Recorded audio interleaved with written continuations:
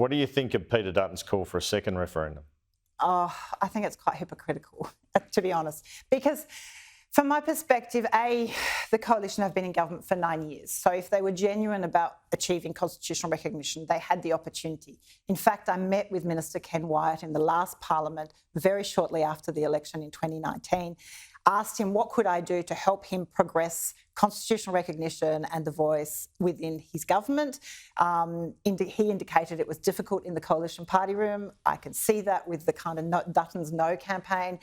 So look, I just don't believe it's a genuine commitment. And at the end of the day, we have to think constitutional recognition on its own has the risk of being tokenistic because it's not accompanied with what in Aboriginal and Torres Strait Islander might be successful though, whereas this might not, because people are worried about a voice being permanently enshrined, right? But a voice is an opportunity to express an opinion about policies. So I think we've absolutely blown out of proportion what the voice will do, and it's that fine balance between being effective without being an overreach on power. How do you think Peter Dutton's stance on this issue in particular and other issues will go down in the so-called teal seats he wants to win back?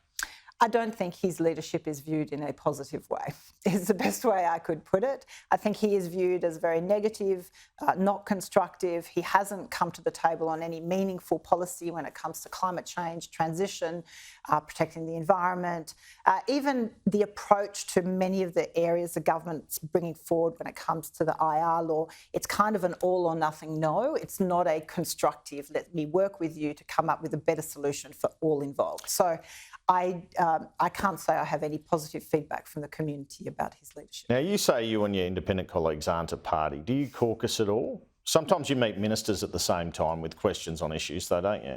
Absolutely, because if I could remind you, during the election, the call was too many independents and we will have a disorganised and it will be chaos in Parliament. Do you have meetings, though? Do you, when I say caucus, do you actually meet over issues? We meet as an entire crossbench to discuss the business of the week. So that would include Pocock, etc. That would, yeah. Of course, because we want to know what's happening to the business. But it wouldn't include Jackie Lambie or Pauline Hanson.